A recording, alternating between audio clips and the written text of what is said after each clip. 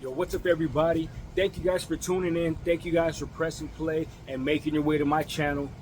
Can you please do me a huge favor before we get into this next episode? Can you please hit that subscribe button? Go ahead and find it right now and smash it, obliterate it for me one time. It'll be greatly appreciated. Obviously, it'll help my channel grow.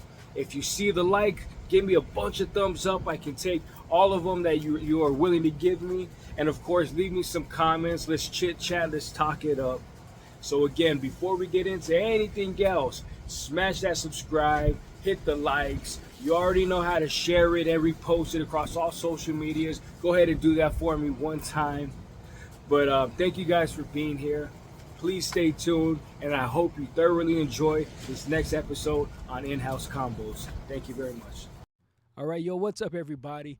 Marc the franchise here. I'm back with another episode of Combat Chit Chat on the In-House Combo Podcast Network. Today, it is Friday, July 19th. We are 1 day away from the Jake Paul Mike Perry fight. I don't care what anybody says, whatever Jake Paul's been doing for the sport of boxing, for me, it's been exciting. I have no hate. I'm not one of those guys that's like, hey, he should be fighting a real boxer, or hey, he should go up against somebody in his own weight class and his own size. You know what? He's fighting. He's putting on good shows. He's giving everybody the biggest paydays. We're obviously talking about it. Media has been covering it, everything he does. So whatever he's doing, it's time to support it. I'm not a hater. I look forward to his fights. And it's funny because my son is 6 years old, and he still watches YouTube and things like that. And for some reason, Jake Paul, every now and then, like his old videos will surface on YouTube. So my son knows who Jake Paul is. So now my son wants to watch the Jake Paul fight. And it's just crazy how much of a widespread audience Jake Paul has. So for me, I'm most definitely looking forward to this fight. I most definitely want to see it. I truly believe it's going to be a hard fight for Mike Perry. I do believe size does make a difference. I know you can have technique. I know you can have skill. I know you can have heart. But at some point, that I think it's going to be like a 30-pound weight difference, maybe even more, depending on how heavy Jake Paul comes into the fight. That'll wear on you. That weight will wear on you, and it goes both ways because Jake Paul is used to, I think, used to having to weigh in at 195 or a little bit lighter, and then rehydrates. I think this one is a 200-pound fight class, so it's a couple more pounds extra. I think I could be wrong. I guess I should be doing a better job as far as covering the media and the sports go, right? But then at the same time, for Mike Perry, he's not having to cut any weight. He's actually eating more, so that can also play a factor in how he performs because he's used to cutting down some weight and then rehydrating and putting on his killer performances in BKFC. Jake Paul, though, is not a bare-knuckle fighter. Jake Paul is a boxer. Mike Perry, he's going to have to adapt a little bit because that brawling style, it might work against him. I'm excited to see it, though. I think Jake Paul gets it done. I don't see it going to a decision. Either man could take it. Either man can knock out the other man.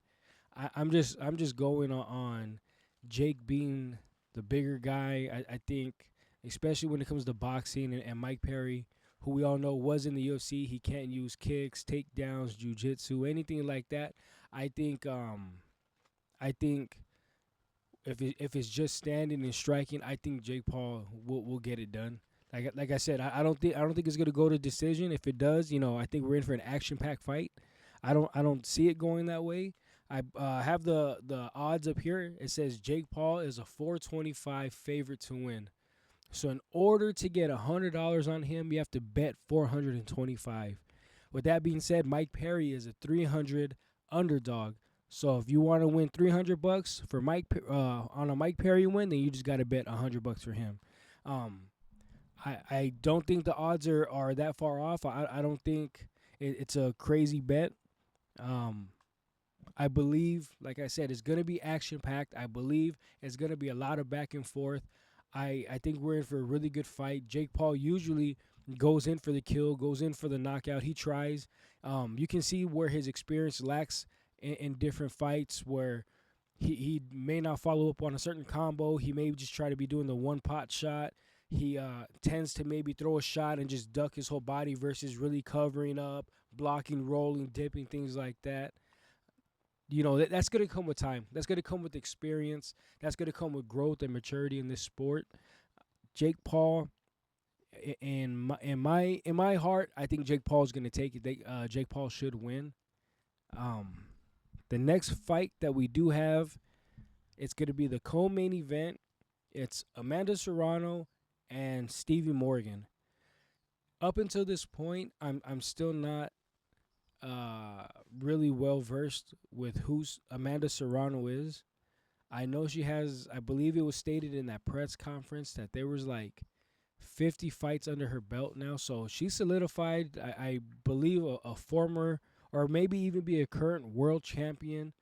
Um, Obviously a legend for the women's boxing, doing her thing. She's been on every Jake Paul card, heavily promoted. So she is the real deal. She is the truth.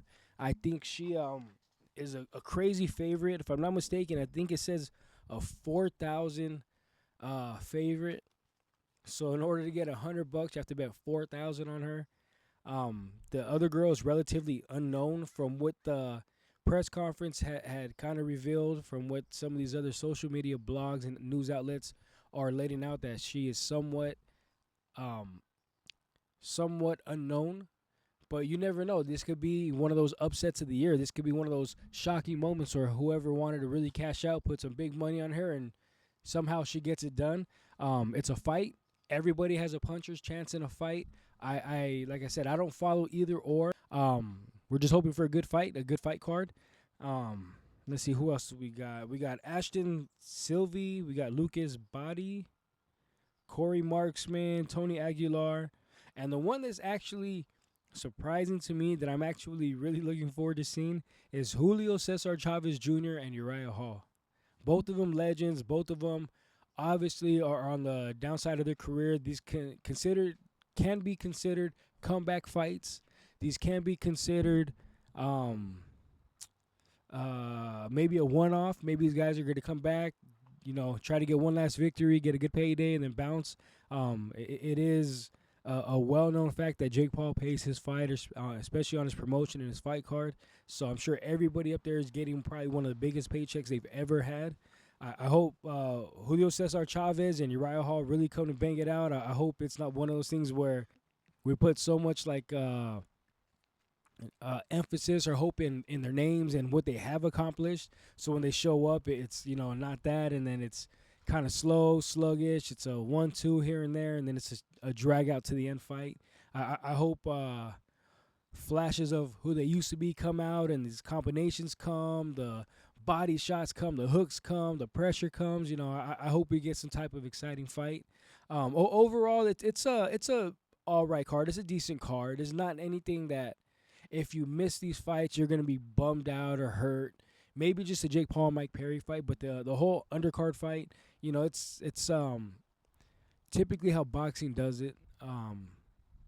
And that's not a shot at Jake Paul or his promotion company. That's not a shot at any of the fighters who aren't on there who don't have the potential to be like a star marquee name to build a card around. This isn't a shot at anybody. Just at this moment in time, the way it is, who's on the card, it's a fight card where you're looking forward to Jake Paul, Mike Perry. If you're like a hardcore boxing head, if you're a boxing fanatic, then you want to see Amanda Serrano and Stevie Morgan.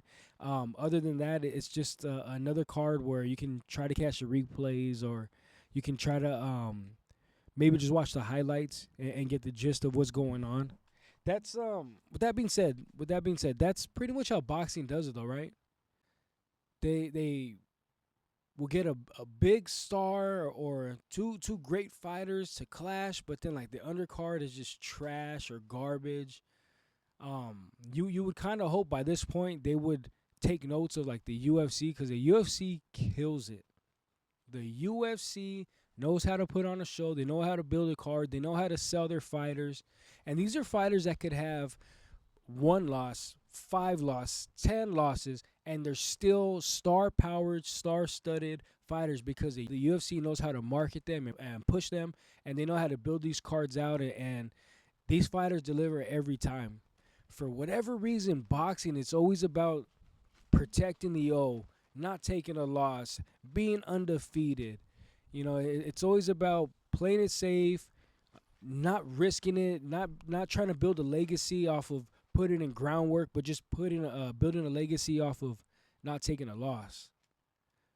There's a difference there where these boxers they want to retire and have that legacy of, oh, I never lost, I never took a loss, but their fights are boring. Their fights, they have everybody not looking forward to watching them. Their fights are not exciting. Their fights could be co-mains or on the earlier of the main card. They're not necessarily going to be the main headliners. Nobody wants to build a legacy with throwing their fist anymore. Nobody wants to make a legacy of trying to knock these guys out and make it a drag out brawl if that's what it needs to be. Nobody wants to try to take over the sport. Everybody's trying to do the whole I just don't want to lose. And whatever that means, I just don't want to lose. Us as boxing fans got to pay for that. Us as boxing fans have to come to that realization that there's just some of these fighters that may be undefeated, but it's like they're not going to win. They're just going in there to play it safe and not lose. For whatever reason, boxing has it set up like that. That structure of the undefeated record is so important when in reality it's not. It just shows you haven't fought the right person or you're not fighting the right people or you're not fighting them at the right time. I think boxing is in dire need of restructuring on how to build a fight card and to take away that emphasis. If you have a loss, you're still not a great or a legend. There are so many fighters who have taken losses who are legends. So many fighters who don't have a perfect record that are icons, especially in boxing. They are the epitome of what a fighter is. And for some reason, these guys right now, or whatever the boxing structure is, whatever it is, it's just if you have a 0 in the loss column, then all of a sudden you're like a great fighter, and it's just not that. It's not that. I get the concept. I understand the concept of hitting and not getting hit. I get that 100%.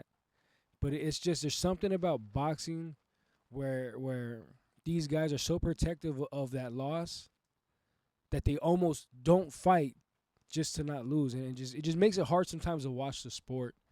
It is probably even such a bigger factor why the UFC is blowing up even bigger.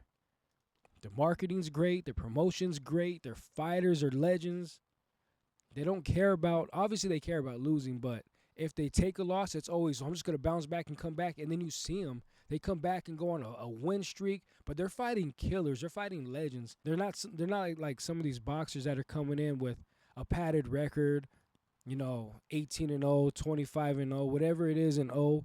But they fought people who had 2-10 records, 17-13 records, 5-18 records, almost all the way up. The UFC, these fighters are fighting top tier fighters every single time. So I hope we can come to a day where boxing gets rid of that old school style, that old school way, and starts embracing this new way of looking at fighting where you take a loss, you take a loss.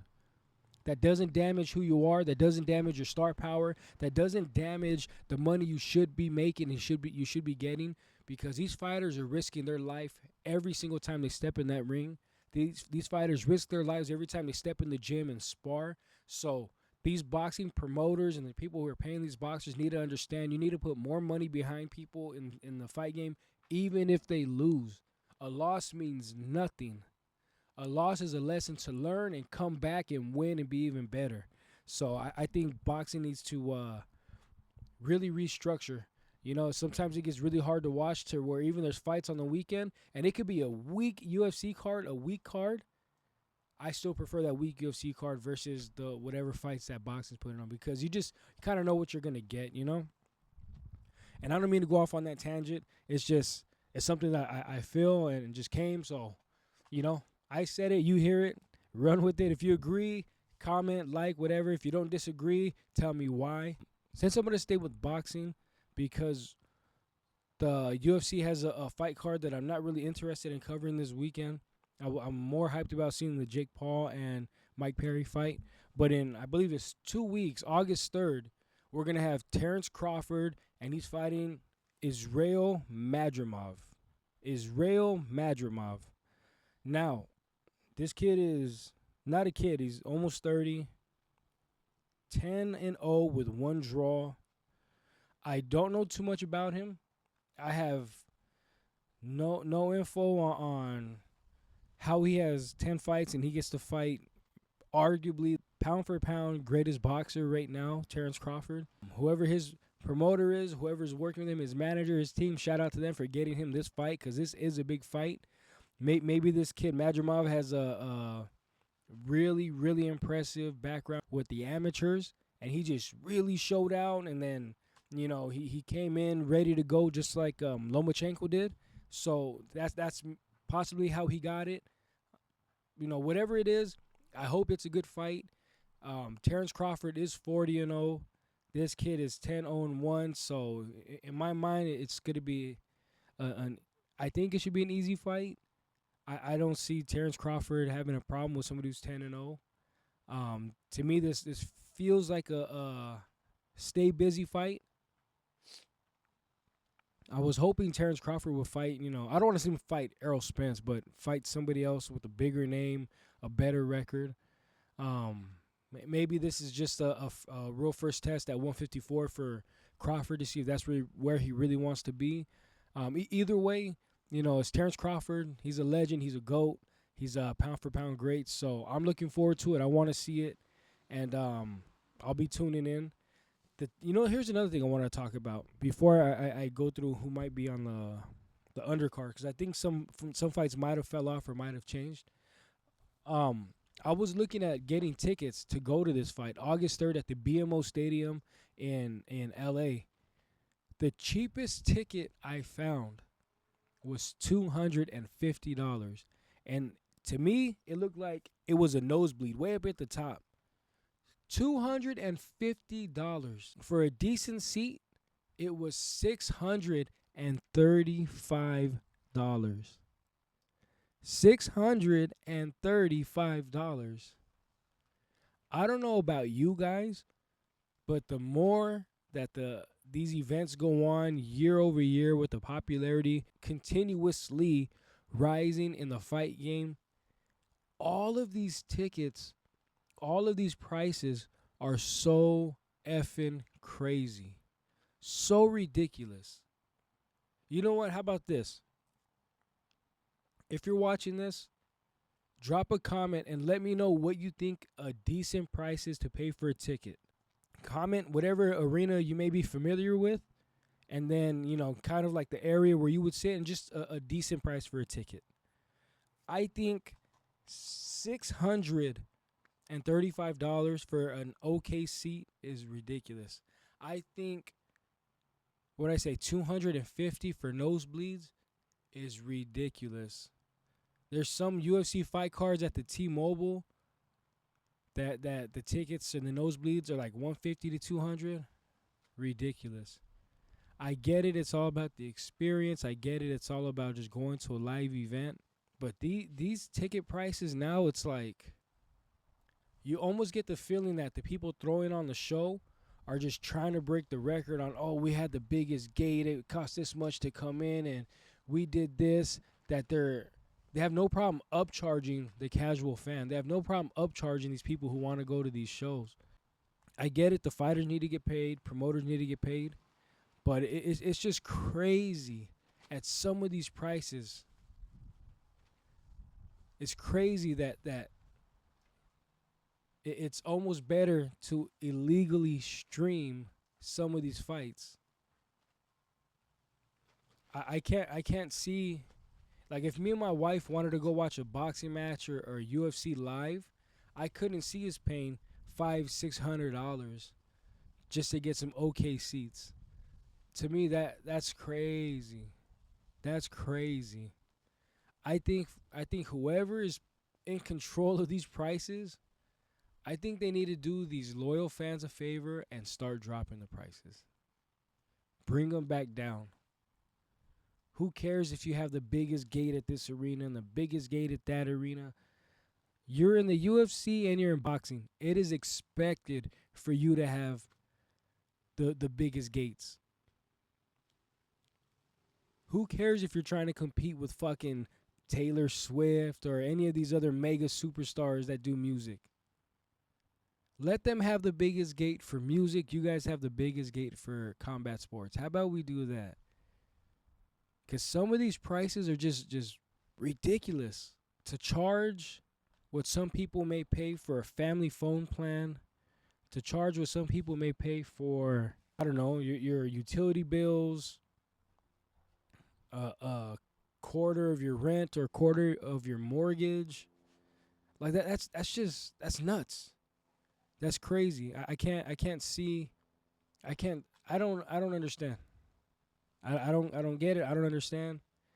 But with prices being that high, I probably won't ever go to a live fight. Not for $200 a pop at a ticket. There was just no way. I see great there's okay. One of the best bands in the world is Revolution. Hands down. One of the best bands ever in the world. Greatest music, greatest show is Revolution. You get great seats, great tickets for under $100 to see them. One of the greatest bands in the world for under $100.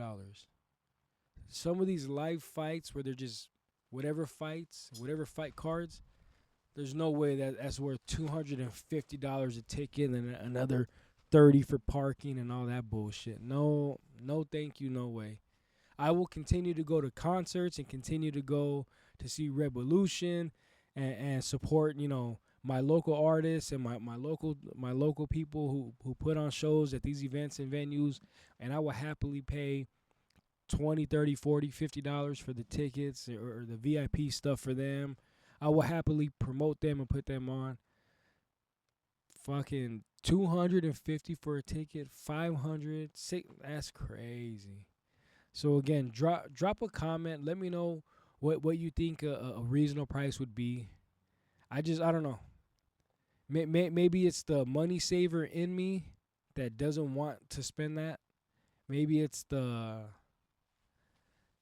the apprehension of, man, what if it isn't a great card and we spend all this money? I don't know. I cannot see spending that much money on a fight card. But you guys let me know. You let me know if I'm off. You guys let me know if I'm just being cheap or a penny pincher or whatever. But I'd rather spend that $200 that I was gonna spend on one ticket and get some asada, barbecue it up at the house, throw a little party at the house, and have my homies come through and we watch it together or something. I'd rather have the family come over and we watch the fights together, and I'll cook some food, order some food, DoorDash something, whatever. I'll put that 200 to use to where it benefits 15, 20 people versus a $200 ticket just for myself for a potential okay night. So I don't know. I can't see that. I still remember going to see fights where I was spending $40, $50 for a ticket, and then if you did 4, you got like a 10 or 15% discount. I still remember getting that too. Yeah, I can't see that. But anyways, that's my tangent. I don't know why I went off on that. It just talking about boxing, and I was like, you know what? I haven't been to a live fight in so long. This kind of reminded me why. Anyways, that's all I have for you guys today. I know I didn't announce the undercards of Terence Crawford. It's guys that I'm not too familiar with. I know who Pitbull Cruz is. I'm not familiar with Jose Valenzuela. I know who Andy Ruiz is. I'm not familiar with Gerald Miller. I don't know if Tim Tszyu and Virgil Ortiz are still fighting. On the DAZN website, it says they are. I could have swore they're not fighting anymore, so it's like I didn't want to talk about them. And then it's like a couple other fights where it's just at this point it's just names because nobody promotes.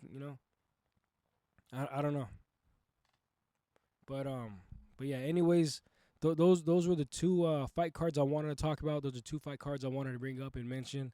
Um, Thank you guys for tuning in.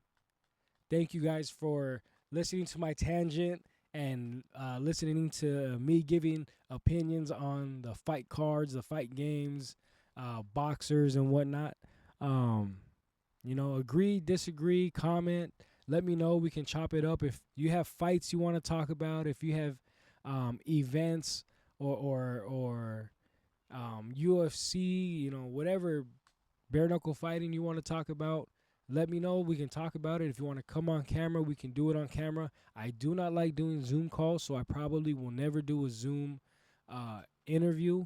I have done them in the past, and it's nothing against them. I just rather be talking to somebody in person, get the live interaction with them. I get it if some people are out of state or far. I get it. That's what I said. I've done them in the past. I have no problem doing them. I personally probably would never do that on Combat Chit Chat. I would like to talk or debate fights with anybody and anybody. There's gonna be massive fights coming up. There's gonna be the McGregor Chandler fight. Obviously, that's gonna be taking place at some point. Max Holloway's coming back. Ilya Topuria is gonna be coming back. Colby Covington's gonna be coming back. Who knows what was gonna be happening with Nate Diaz and Masvidal and that whole money situation, if they're gonna run it back in any type of combat. Who else do we got coming back? Sugar Sean O'Malley and Marab. I would say his last name, but I can't pronounce it. Who else? What else is coming on? That potential Mike Tyson fight's gonna be coming. Who knows when we see Devin Haney or Shakur Stevenson back in the ring? Who knows when Tank Davis comes back? Who knows what's up with Canelo? I think they have a name or down to two names of who he might fight. I think I could be wrong. But yeah, there's so many fights. There's so many potential fights, so many possible fights that if you want to come on and talk about it, we can talk about it. If you want to come on and wrap up about it, any fighter or whatever, this is Combat Chit Chat. This is a home for you. This is an avenue for you. This is a lane for you. Come on, let's talk about the fights. Let's talk about what you like or don't like. Let's talk about how they build the fighters up, if the promotion's good, the press conferences are good or bad, whatever you want to talk about, let's talk about it. I'm here for you guys. I'm here to talk Combat Chit Chat all day, every day. I do this in-house at the In-House Convo podcast studio, right here for you guys. This is by the people, for the people always. If you guys want to come on and talk, let's talk. Let's Combat Chit Chat about any fighter or any fights. We can run through a Rolodex of fights that happened in the past and how you became a fan. It could be whatever.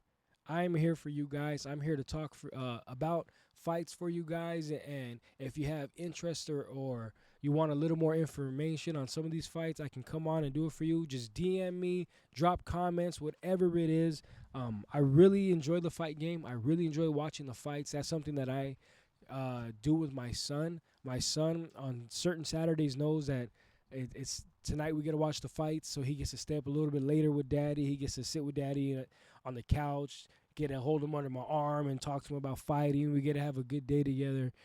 So I look forward to these fights. I look forward to having Combat Chit Chats forever going forward. So, again, if you want to come on and talk, let's please chop it up together, okay? But that is my time. This has been another episode of Combat Chit Chat with your boy, with your favorite, Marc the motherfucking franchise at the In-House Convos Podcast Studio Network. Whatever other names I'm going to throw in there or throw at it. This is Marc the franchise, Combat Chit Chat. I am out.